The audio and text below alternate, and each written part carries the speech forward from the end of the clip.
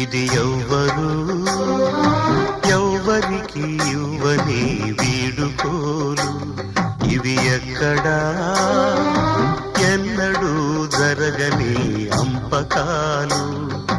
దేవతా తరలిపో, తల్లిగా మిగిలిపో, వదలలేక వదలలేక గుండె రాయి చేసుకుని ఎవ్వరు ఎవ్వరికి ఇవ్వని వీడుకోలు.